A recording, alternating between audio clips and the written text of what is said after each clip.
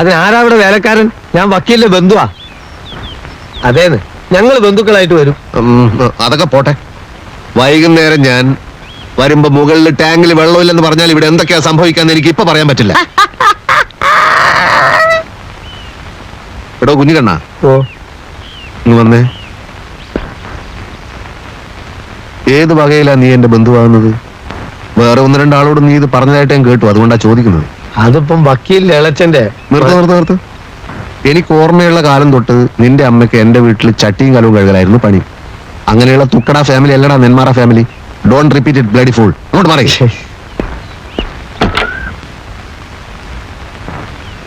വക്കീലിന്റെ അടുത്തും ഡോക്ടറുടെ അടുത്തും ഒന്നും ഒളിച്ചു വെക്കാൻ പാടില്ല.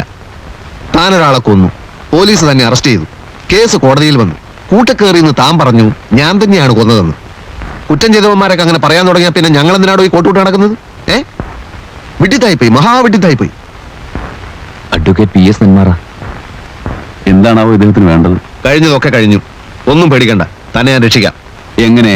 പട്ടാപ്പകല് നടു റോട്ടിൽ വെച്ച് 100 കണക്കിന് സാക്ഷികളുടെ മുമ്പിൽ വെച്ച കുനിശ്ശേരി കുഞ്ഞു മുഹമ്മദിനെ അയാളുടെ അളിയൻ ഇസ്മായിൽ കുത്തിക്കൊന്നത്. പക്ഷെ ഇസ്മായിൽ ബുദ്ധിയുള്ളവനാ. കോസ്മോപൊളിറ്റൻ ക്ലബിൽ ചീട്ട് കളിച്ചുകൊണ്ടിരുന്ന എന്റെ അടുത്ത് നേരെ വന്ന് വിവരം പറഞ്ഞു. വലിയ കോളിളക്കം ഉണ്ടാക്കിയ കേസായിരുന്നു അത്. പക്ഷെ എന്തായി? ഇസ്മായിലിന്റെ രോമം തൊട്ടില്ല. കുറ്റം സമ്മതിക്കാൻ തന്നെ ആരാ പ്രേരിപ്പിച്ചത്? എന്താ തന്റെ ഉദ്ദേശം? നമുക്ക് അപ്പീൽ കൊടുക്കുന്ന വക്കീൽ പറയുന്നത് വളണ്ടറി കൺഫെഷൻ അല്ലെന്ന് കോടതി പറയാം.